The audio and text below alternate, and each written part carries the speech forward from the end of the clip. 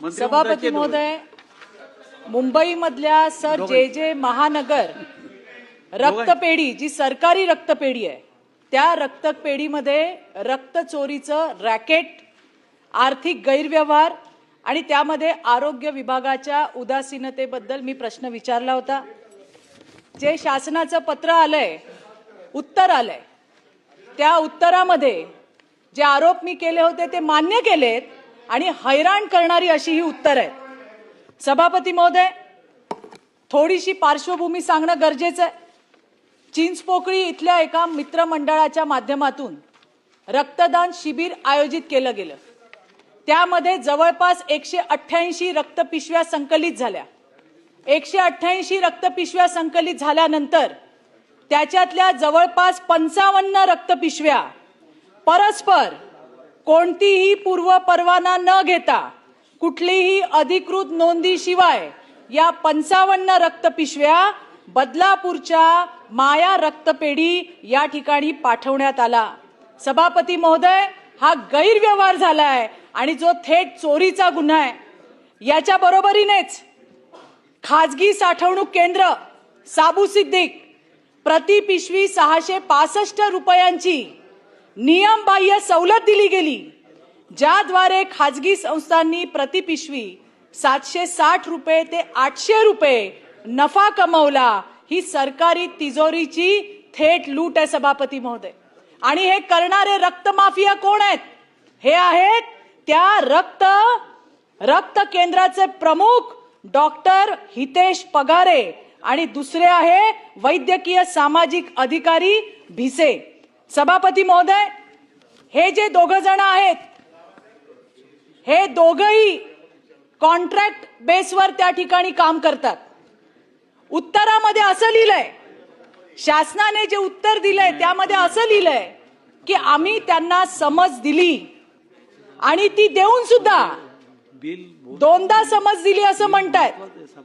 आणि समज देऊन सुद्धा सभापती महोदय, हे जे कंत्राटी कामगार आहेत, जो रक्त केंद्र प्रमुख आहे, जो सामाजिक वैद्यकीय अधिकारी आहे, हे चोरी करत राहिले, हे पैशांचा गैरव्यवहार करत राहिले। मला असं म्हणायचंय, त्यांना शासनाने 55,000 रुपये दंड केला आणि सक्तीच्या रजेवर पाठवून दिलं। सक्तीच्या रजेवर असताना सुद्धा या डॉक्टर पगारेंनी वसई मधल्या एका खाजगी कंपनीला 2,37,000च्या फ्रीजरची नियमबाह्य मागणी नोंदवली। सभापती महोदय, सक्तीच्या रजेवर असतानाही रुग्णांच्या नावे आरक्षित रक्त पिशव्यांसाठी याचा हस्तक्षेप चालू होता। डॉक्टर पगारे याचं स्वतःचं खाजगी रक्त केंद्र आहे, ते माया रक्तपेढी या नावाने बदलापूरमध्ये चालतं। त्या ठिकाणी जे महानगरच्या सगळ्या शासकीय रक्त केंद्रातील कर्मचारी, माझ्याकडे फोटो आहेत तुम्हाला पाठवते, कन्झ्युमेबल गाडीचा वापर ते करत होते, त्याच्यावर इतके दिवस कारवाईच झाली नाही। प्रश्न हा आहे की शासनाने जे उत्तर दिलंय त्यामध्ये आम्ही त्यांना दोनदा समज दिली, आम्ही त्यांच्याकडनं 55,000 रुपयाचा दंड वसूल करतोय, ते काय आपले जावई लागतं? हा जो कॉन्ट्रॅक्ट आहे, या कॉन्ट्रॅक्टच्या अग्रीमेंट मध्ये काय लिहिलेलं आहे? मोठा क्लॉज आहे, मी शेवटच्या 2 ओळी वाचून दाखवते। If the contractual employee is guilty of personal insobriety, the said SBTC may terminate the contract without any notice. अशा वेळेला या कॉन्ट्रॅक्ट मध्ये जर लिहिलेलं आहे की कुठलीही पूर्वसूचना न देता ज्यांनी गैरव्यवहार केलाय, ज्यांनी सरकारी रक्त खाजगी रक्तपेढ्यांना त्या ठिकाणी विकलंय, पैशांचा अपहार केलाय, त्यांना आपण आणखीन किती मागणी आहे की यामध्ये डॉक्टर हितेश पगारे आणि वैद्यकीय सामाजिक अधिकारी भिसे यांच्यावर तात्काळ फौजदारी गुन्हा दाखल झाला पाहिजे। पैशांचा अपहार त्यांनी केलाय, सरकारी रक्त त्यांनी चोरलंय, त्याचे सगळे प्रूफ हे मी आपल्याकडे देते। त्यांनी लिहिलंय की कोणाची तक्रार नाहीये, माझ्याकडे पत्र आहे। कल्पना क्षीरसागर यांनी अनेक कर्मचाऱ्यांचा मानसिक छळ केल्याची तक्रार दिली होती, पण या अनागोंदीची तक्रार SBTC कडे केली पण दखल करण्यात आली नाही. हे ते पत्र आपल्याकडे सबमिट करते. सभापती महोदय, अत्यंत महत्वाचं, डोनर कार्ड जे दिले जातात, ज्या रक्ताच्या पिशव्या गुल करायच्या आहेत त्या डोनर कार्ड वरती बारकोडच नाहीये. त्याची सुद्धा कॉपी मी आपल्याला पाठवते. ह्या गुल करणाऱ्या पिशव्या सभापती महोदय, याच्यावरती बारकोड नाही. सभापती महोदय, या बघा, त्या जे महानगर रक्तपेढीच्या, नाही थोडंसं मला बोलावं लागेल, हे बारकोड असलेल्या रिसिप्ट मी तुम्हाला दाखवते. सभापती महोदय, पैसे मागितले जातात. मी राहते परळमध्ये, मी 26 वर्ष राहिली आहे. मला माहिती आहे तिथे काय अवस्था आहे. हॉस्पिटल्स मध्ये ज्या वेळेला दुर्धर आजारासाठी रक्त त्या ठिकाणी द्यायला पाहिजे तर पैसे असतील तरच रक्त मिळेल अशी उर्मट उत्तरं दिली जातात. सभापती महोदय, सरकारी रक्ताचा खाजगी संस्थांना नफा लाटण्यासाठी वापर केला जातोय. गरीब रुग्णांना मोफत रक्त नाकारून त्यांची आर्थिक लूट केली जाते.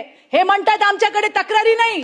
ह्या तक्रारीचं मी तुम्हाला देते. त्याच्यात काय म्हटलंय की मी 4 वेळा रक्तदान केलंय, सर्टिफिकेट घेऊन गेलो तर मला रक्त दिलं नाही, माझ्याकडे 1200 रुपयाची मागणी केली. हे पण मी आपल्याकडे देते. सभापती महोदय, हा जो जेजेचा स्टाफ आहे, या हितेश पगारेने स्वतःच्या माया रक्तपेढीसाठी वापरला. त्याचे हे फोटो आहेत, हेही मी आपल्याला सबमिट करते. त्याचबरोबरीने यातून जे मधून माया रक्तपेढीमध्ये ज्या रक्ताच्या पिशव्या नेण्यात आल्या त्याचे फोटो मी आपल्याकडे सबमिट करते. सभापती महोदय, गेली 10 वर्ष याचं ऑडिटच झालेलं नाहीये आणि त्याच्यामुळे ऑडिट न झाल्यामुळे या ठिकाणी या रक्त माफियांचं त्या ठिकाणी फावलेलं आहे. सभापती महोदय, रक्तपेढी, माझे प्रश्न, रक्तपेढी चालू झाल्यापासून आतापर्यंत खरेदी केलेल्या रक्तपिशव्या, वापरलेल्या रक्तपिशव्या, रुग्णांना जारी केलेल्या रक्तपिशव्या, नष्ट केलेल्या रक्तपिशव्या, याचं ऑडिट का अजूनपर्यंत करण्यात आलं नाही.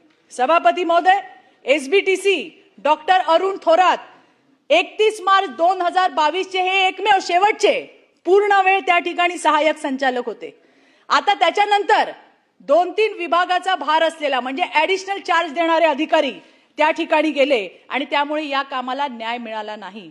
त्यामुळे पूर्ण वेळ अशा पद्धतीची नियुक्ती कधी केली जाणार आहे, ती तात्काळ केली जावी, ही माझी त्या ठिकाणी मागणी आहे.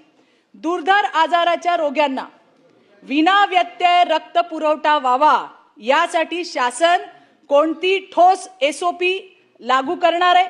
दुर्मिळ रक्तगटांच्या सुरक्षेसाठी ऑनलाईन ट्रॅकिंग प्रणाली ही तुम्ही कधी कार्यान्वित करणार आहात? सभापती महोदय, हे प्रश्न तर बरेच आहेत, पण सगळ्यात महत्वाचं, हे जे 2 रक्त माफिया आहेत, एक आहे डॉक्टर हितेश पगारे जो रक्त केंद्राचा प्रमुख आहे, दुसरा आहे भिसे जो वैद्यकीय सामाजिक अधिकारी आहे. त्यांनी आतापर्यंत FDA चे सगळे नियम पायदळीत उडवले. प्रश्न घ्या ना. सभापती महोदय, तेच सांगतेय. किती प्रश्न झाले? पुन्हा सगळ्यात महत्वाचा प्रश्न तर हाच आहे की हे जे दोघं रक्त माफिया आहेत, आपल्या कॉन्ट्रॅक्ट मध्ये नमूद केलेलं आहे, यांना तात्काळ टर्मिनेट करून, फक्त टर्मिनेट नाही, त्यांच्यावर फौजदारी गुन्हे दाखल व्हायला पाहिजे आणि त्यासाठी शासन तात्काळ ही कारवाई करणार का, हा माझा महत्वाचा प्रश्न आहे. सभापती महोदय, सन्माननीय सदस्य चित्राताईंनी जी या ठिकाणी लक्षवेधी मांडलेली अत्यंत गंभीर स्वरूपाची ती लक्षवेधी आहे आणि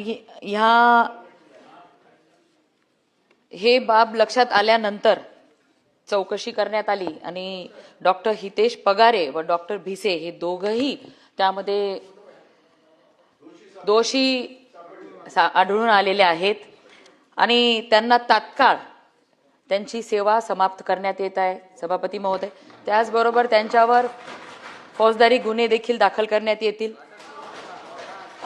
आणि चित्राताईंनी जे पूर्ण वेळ अधिकाऱ्याची या ठिकाणी नियुक्ती करण्याबाबत मागणी केलेली आहे, तर आपण सहाय्यक संचालक एक पद सुद्धा ह्या ब्लड बँकेसाठी आपण या ठिकाणी देणार आहोत अध्यक्ष महोदय.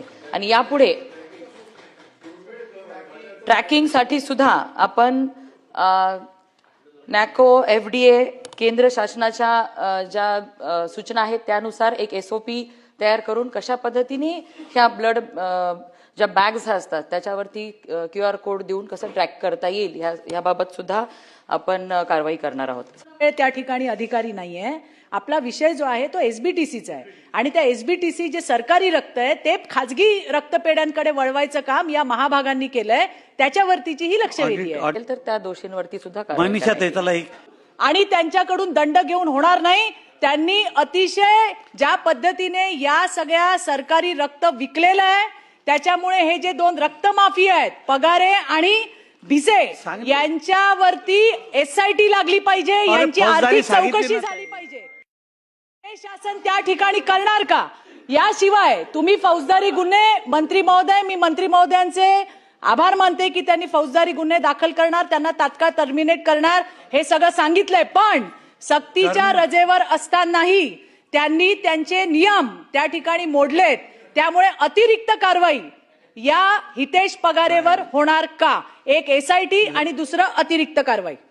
या ठिकाणी ह्या दोघांवरही FIR दाखल करू आपण फौजदारी गुन्हे आणि त्याच्यातून काही आणखीन गंभीर आढळलं तर SIT दाखल करू. आणि त्यांनी सक्तीच्या रजेवर असताना सुद्धा जे आदेश दिले एवढं धाडस केलं त्याबाबतही त्यांच्यावर कडक कारवाई करण्यात येईल.